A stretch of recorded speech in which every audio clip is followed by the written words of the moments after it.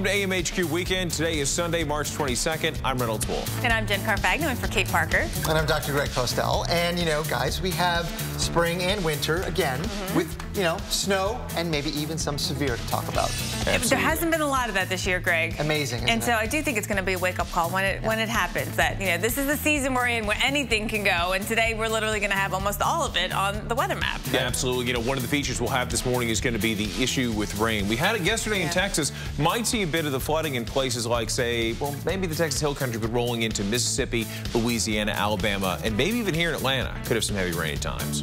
All right, so we've got a lot going on for sure today. Let's look at some of that rain out there, Reynolds. Absolutely. Yeah. So, well, I'm moving on. I forgot about this. The big picture.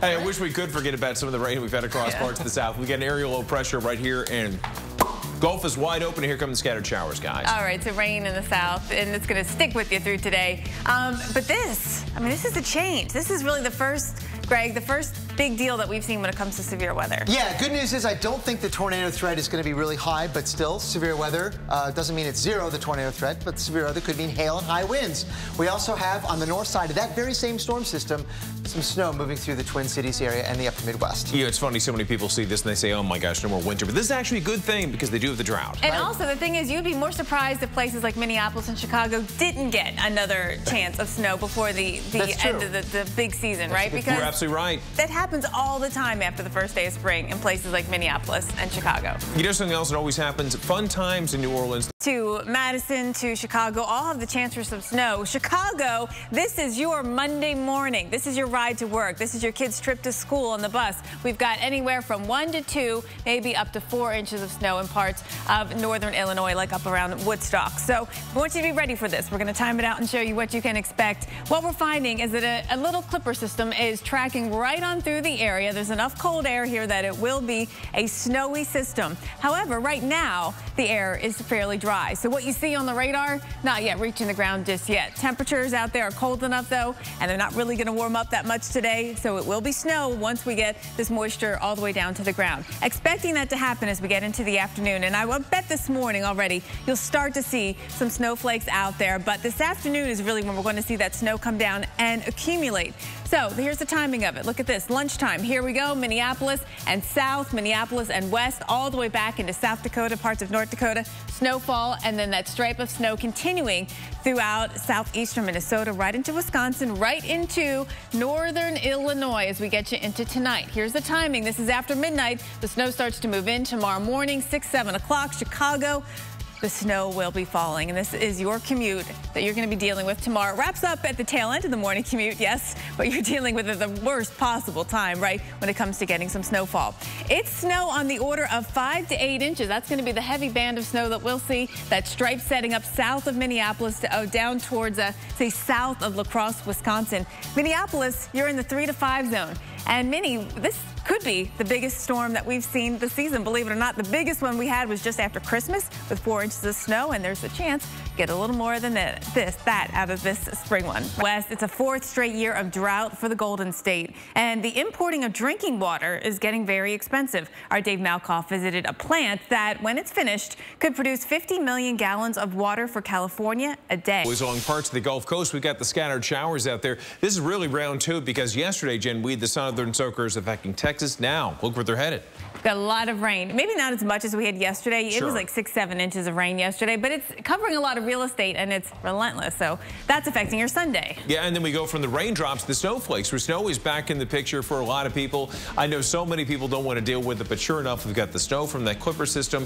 And I'll tell you, it is going to be affecting places that actually could use the moisture. Minnesota in particular. We really had a lack of snow this winter, so this is a good thing to get the snow in here, although timing of it will let you know how it could affect your travel, and we're going to track it into Chicago, too. Absolutely. And then after we track that, there's something else to deal with. Oh, yeah, a spring storm. Another one that's going to bring a plethora of winter weather and some rain, too. Some spring showers can be expected, but look at what else may happen. Yeah, this is a March storm as we know it, right? It's got literally everything with it. The snow, the mix, the rain, and then the risk for severe weather all the way down to the plains. So we'll break this down and talk about the timing, too. Absolutely. You know, we also time out what's going to be happening. snowflakes. Yep, we are tracking them for you, and we're going to look at Chicago. You have snow in your forecast for tomorrow morning, for Monday morning rush hour. So let's break it down. Snow starting tonight, not so much today, but later tonight into tomorrow morning is when we got the snow in the forecast. We're actually above average in Chicago. It was all these little events that we got, the nickel and dime, that added up to more than 10 inches above average. But don't be surprised about the snow in Chicago. Our average last date of 1 inch snow is March 19th, but we've had snow all the way to May 1st. That's the latest date that we've seen an inch of snow. And we normally get something. When you look back at weather history in Chicago, you get at least a trace of snow after the first day of spring. So this is not unusual. Still, you might have put away your snow boots, right, Chicago? So let's look at how much you're going to have to deal with tomorrow morning. Is it worth breaking back out the boots? We've got 2 to 3 inches of snow in the forecast. The problem is the timing of this is overnight tonight and tomorrow morning. So even if it's only an inch or two of snow, which might not be worth the boots, it's enough to make the road slick. And that's what we're concerned about for you in Chicago tomorrow morning when you go to work, when your kids are going to school. We're going to be looking for this clipper to scoot on through. It's a quick moving thing, like clippers are known to be. They move fast. They don't have a ton of moisture with them, but we think this one is going to be energetic enough that it's going to produce a stripe of snow that adds up to several inches, more than a half foot of snow for some. Now, right now, look at the radar. You see some activity. A lot of this isn't reaching the ground just yet, but it's going to do that through the morning into the afternoon, and we'll see the snow start to stick as we get into the afternoon. Let's zoom on into places like Minneapolis and St. Paul, up towards St. Cloud. That's where we're going to see some snow. As we time it through this afternoon, it's really going to start to pick up after lunchtime today, and through the afternoon is when we'll start to see that snow really coming down. Again, some spots going to be looking for some heavy snow at times, especially south of town. I think I've been hitting the backup button my whole time here. At any rate, it's south of town, Minneapolis, where we're going to see that heaviest of snow, more than 5 to 8 inches of snow south of town there in Minnesota. Reynolds. Joplin, Missouri, and Moore, Oklahoma, 2 cities that saw the most devastating tornadoes in recent history. These disasters are etched in the mind of Tad Agolia, founder of the First Response Team of America. His team were on hand in both cities, and today he looks back at the enduring memories he took away from these storm sites. Yes, pepperoni, big pepperoni, mushrooms. All right. All right, so one of we get 2 questions, right? One popular question is, can you change this weather? Which we can't. No.